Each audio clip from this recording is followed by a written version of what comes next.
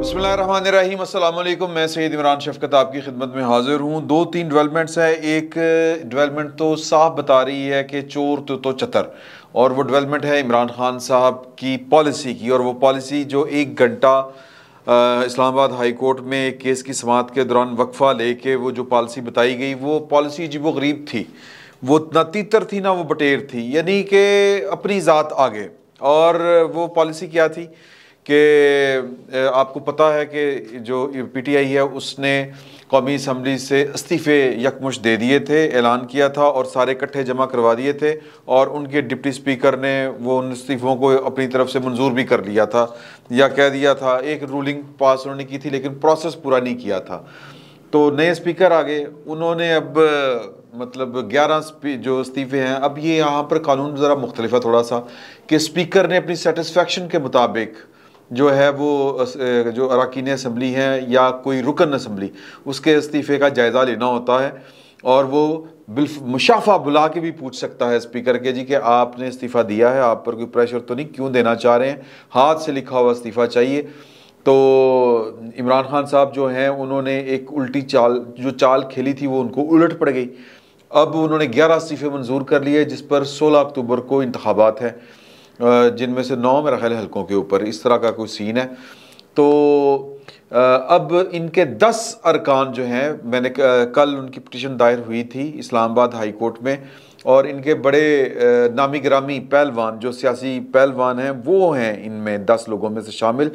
वो गए हैं इस्लामाबाद हाई कोर्ट। जस्टिस अतर मिनल्ला साहब ने आज उनके दरख्वास्त की हियरिंग की, और बड़ी तफसीलन उनको, मैं अगर ये कहूँ कि उनका जो करैक्टर है या उनका जो नकाब है, या उनको मैं वो लफ्ज़ नहीं अदा करना चाह रहा कि आप किसी को बेनकाब कर दें, चले यूँ ही कह दें कि बरहना कर दें उसका चेहरा, कि असल चेहरा इसका ये है। ये आज अतर मिनल्ला साहब ने ये तकरीबन ये काम कर दिया। लेकिन वो किसी बेशर्म आदमी के घर के आगे घास उगी ना, तो उन्हें क्या कोई गल नहीं, छावें बाँ करांगे, कट्टी नहीं, उन्हें क्या छावें बाँगे।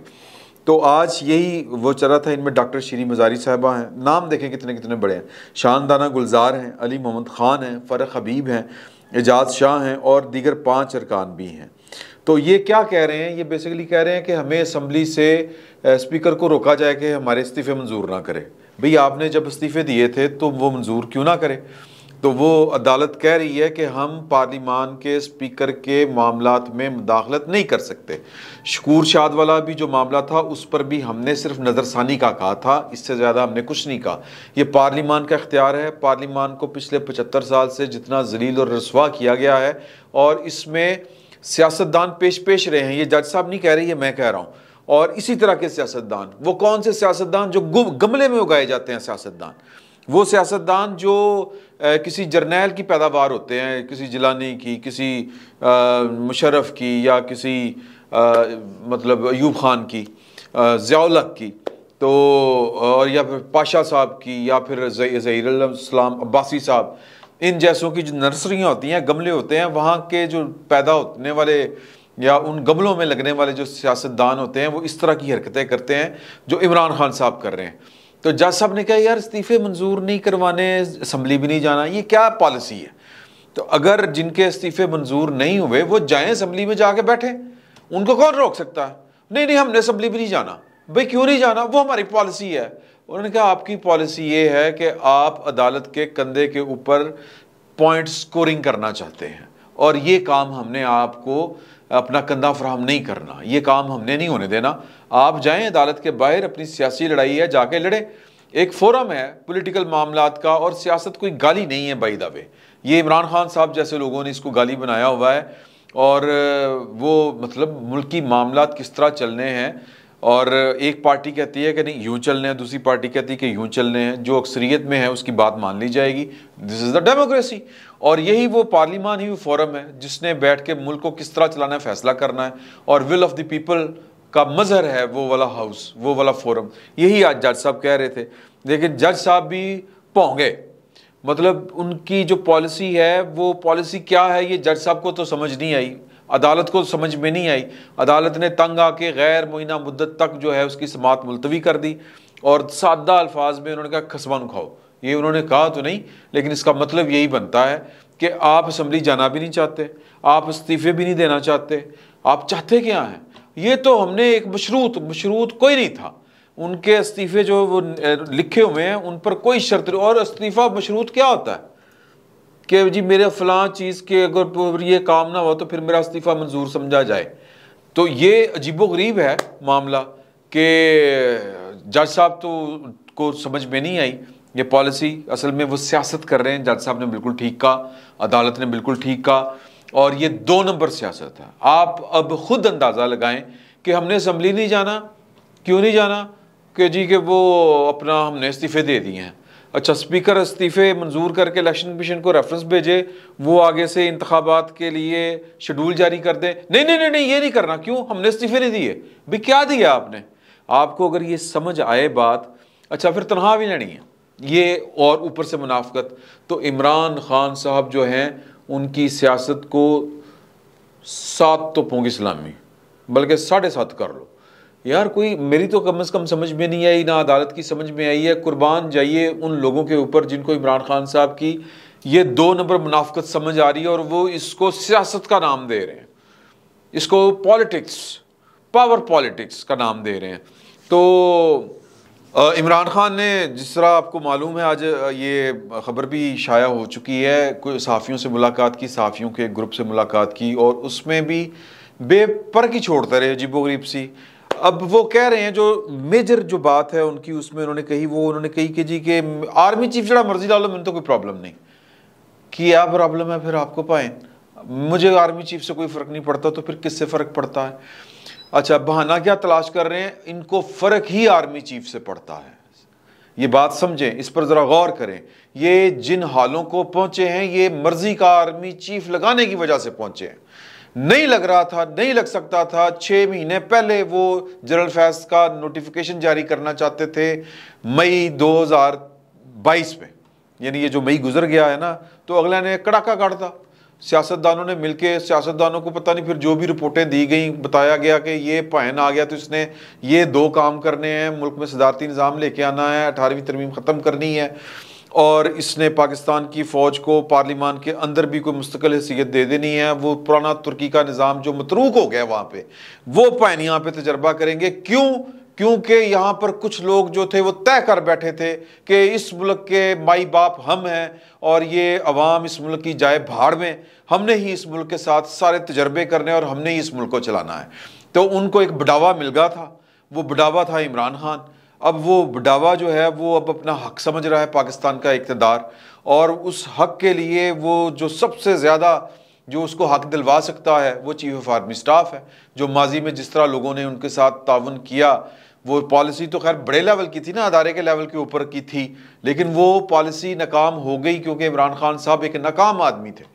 एक लंगड़े घोड़े के ऊपर पाकिस्तान की इस्टेब्लिशमेंट ने बेट लगाई थी, तो लिहाजा उस लंगड़े घोड़े ने ना सिर्फ रेस भी हरवाई, बल्कि जो जॉकी था या जो सवार था लंगड़े घोड़े का, वो भी मुंह के बल गिरा, यूं गिरा कि दंद उधर निकल गए थे। तो घोड़े से गिरा हुआ जो शख्स है वो बड़ा ज़ख्मी होता है, और फिर इसने ज़ख्मी किया लोगों को। तो लिहाजा अब इसका ना बोझ कोई उठा सकता है, ना इसको कोई लेके चल सकता है। इमरान खान साहब की मैं बात कर रहा हूँ। तो इनको अखीर आई हुई है कि आर्मी चीफ एक मेरी मर्जी आ जाए ना, तो फिर मैं इक़्तिदार च आ जाऊँगा। तो ये जनरल फैज़ साहब के ज़रिए ये सारे काम करना चाहते थे। अब जनरल फैज़ साहब वैसे ही कुछ, मेरा मतलब है, चांद चढ़ा दें 15 अक्टूबर को, क्योंकि इमरान खान साहब ने यहाँ पर भी बैठ के कोई बात की है। 16 अक्टूबर किसने देखा है? हो सकता है कि जो ज़िमनी इंतखाबात हैं उनकी ज़रूरत ही ना पेश आए। ये 2 प्लान कर रहे हैं, और ये 2 प्लान जो हैं वो, पहला प्लान तो ये है कि ये 15 अक्टूबर की इन्होंने ज़हन में रखा हुआ है कि 15 अक्टूबर से पहले पहले हमने ये गवर्नमेंट टॉपल करनी है, ताकि हम अपनी मर्जी का अगला आर्मी चीफ लेके आएँ। और वैसे भाइन कह रहे हैं मैनू की फ़र्क पड़ता, जरा मर्जी आर्मी चीफ ला दो। मैं तो एक असूल की बात कर रहा हूँ कि ये चोर लगाएंगे आर्मी चीफ। सर 4-5 चोर इन्हीं चोरों ने आर्मी चीफ लगाए हैं, और जिस आर्मी चीफ को आपने एक्सटेंशन दी थी वो भी इन्हीं चोरों ने लगाए थे।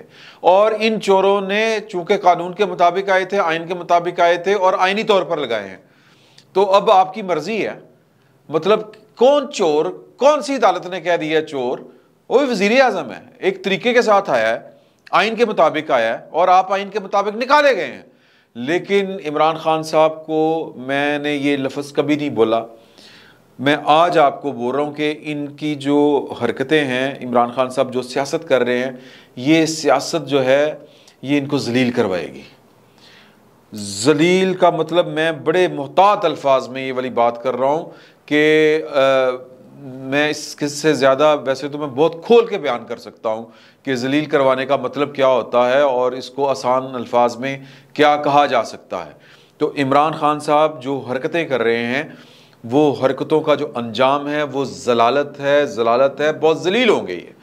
तो अब जाहिर है कि ये इक़्तिदार की हवस ही कुछ इस तरह की होती है कि ये बंदे के औसान भी छीन लेती है, ये बंदे की खिर्द, अकल, फहम, फरासत, हर चीज़ जो है वो नकारा कर देती है उसको।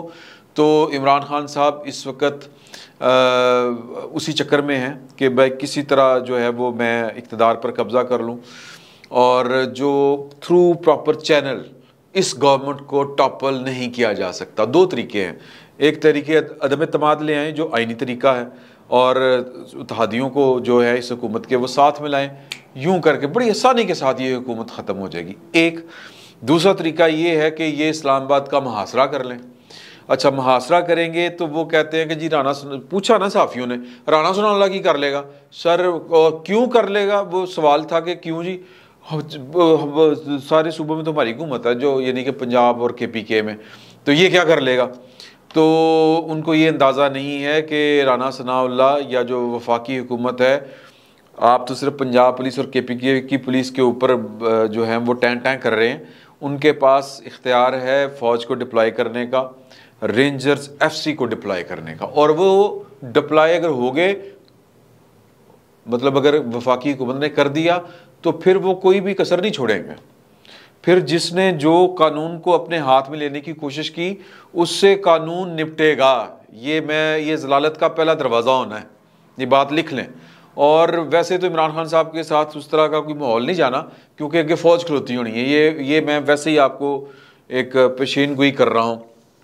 तो बहरहाल जिसने जाना है वो जाए, बिस्मिल्लाह, कौन किसी को रोक सकता है। पहली बात तो ये है कि ये एक तरीका है कि आप वहाँ पर फ़ौज को भी टॉपल करें या फ़ौज को भी उनसे मुकाबला करें, उनकी जनाब गोलियाँ शोलियाँ ख़त्म करवा दें, खून खराबा करें, इनकलाब ले आएँ, हम ताड़ियाँ मारेंगे, वेरी गुड, इमरान खान साहब इनकलाब ले आए। पल्ले नहीं तेला दे कर दी मेला मेला। जुर्रत का फुकदान इतना है कि 25 मई को पायन सिर्फ दूर से नज़र आया था इनको, वो कुलसूम वो नहीं, उससे भी पहले वो जो है ना जी ब्लू एरिया, वहाँ से D चौक इनको नज़र आ रहा था दूर से, और वहाँ पर काली वर्दियों वाले खड़े थे, वो पता नहीं पुलिस वाले थे कि वो रेंजर्स वाले थे, इनको समझ नहीं लगी, दूर से ही पाइन यू टर्न ले गए और बनी गाला जाके बैठ गए। और उस दिन से आज तक जलसों के अलावा और कोई ये हरकत नहीं कर सके। तो अब ये इनको लग रहा है कि अगला आर्मी चीफ आ गया तो मेरा काम ख़राब हो जाना है। तो ये एक साजिश जो है ना, कोई अगर आप साजिशें याद करें, अटक किला साजिश केस कोई इस तरह की थी, याद करें तो कुछ इस तरह की साजिशों के भी जो है वो चहमगोइयाँ हो रही हैं। लेकिन मेरा ये सवाल है कि वो कौन सी साजिश होती है जो गली मोहल्लों तक पहुँच जाए? तो लिहाजा ये इमरान खान साहब की खाम ख्याली है। ये गली गली जगह जगह बैठ के बात कर रहे हैं कि जी के वो थलियों लोगों ने उठना है तो उन्होंने अंदर से ही वो कू कर देना, ये कर देना। खुदा का खौफ करें यार, आप पाकिस्तान के दोस्त हैं, पाकिस्तान के साथ लॉयल हैं, या पाकिस्तान के दुश्मन हैं, या किसी और के एजेंडे के ऊपर हैं? मेरी तो समझ में नहीं आता। मुझे फिर बार बार मैं हवाले देता हूँ हकीम सईद साहब के और डॉक्टर सरार अहमद साहब के। तो इमरान खान साहब जो हैं वो इस उम्मीद के ऊपर बैठे हुए हैं कि कोई अंदर से बगावत करेगा और मुझे जाके प्राइम मिनिस्टर के ओहदे पे बिठा देगा, एक नया सिस्टम जनाब वो लाया जाएगा और जनाब पाकिस्तान में एक सॉफ्ट इनकलाब लाया जाएगा जिसमें बस थोड़े बहुत बंदे जो हैं वो मतलब आगे पीछे होंगे। आगे पीछे से मुराद है कि उनकी जान जाएगी और वो कू हो जाएगा। सर ये पता नहीं किस अहमकों की जन्नत में रहने वाले लोग हैं जो इस तरह की ख्वाहिश भी कर रहे हैं और इस तरह की बातें भी फैला रहे हैं। ये मेरा मतलब है कोई अफ्रीका का कोई मुल्क है पाकिस्तान? ये मैं कोई बहुत ज़्यादा किसी की वकालत नहीं करना चाहता।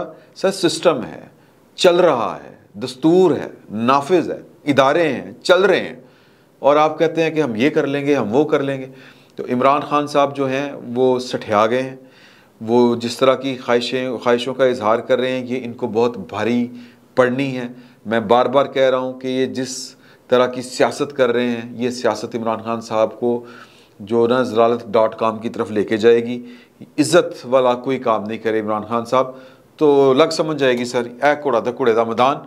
और 10 अक्टूबर भी आया खड़ा और 15 अक्टूबर भी आया खड़ा तो लग पता जाएगा जिसके बाजू में जितना दम है वो सिकंदर, जो जीता वो सिकंदर, खान साहब सिकंदर या फिर कोई और।